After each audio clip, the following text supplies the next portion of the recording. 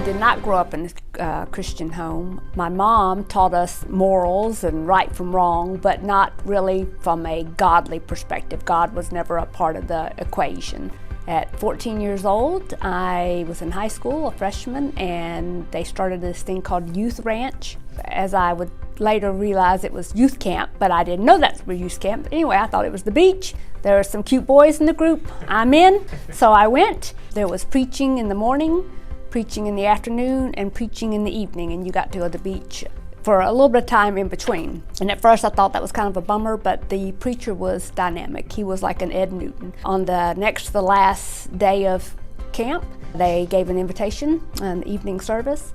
I committed my life to Christ. They prayed over us, kind of explained what it was we were doing in case we didn't fully understand, and then told us, you know, the first thing you do is you go tell your friends what you've done. And so I did. I left there and couldn't wait. I went and found them in the dorms, went and found them on the beach and told them, and so excited.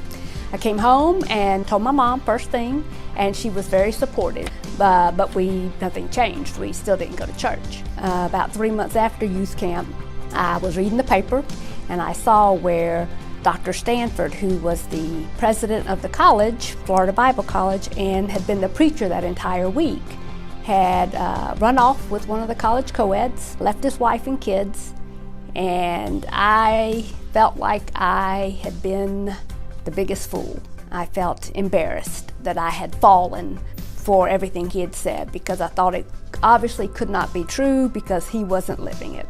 Fast forward 2 years, I'm 16, moved to Memphis, and by then I had my driver's license and I wanted to start going to church. And so I remember praying and asking the Lord, you're going to have to show me which church to go to, because there's just so many.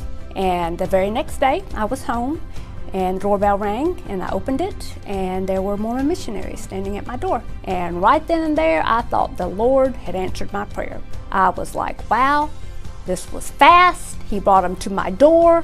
This is a divine appointment. And they had a Bible and they had a Book of Mormon. They used them both.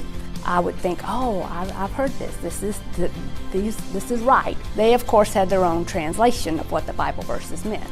They were big on clean living, no smoking, no drinking, no fooling around, and that was all real important to me.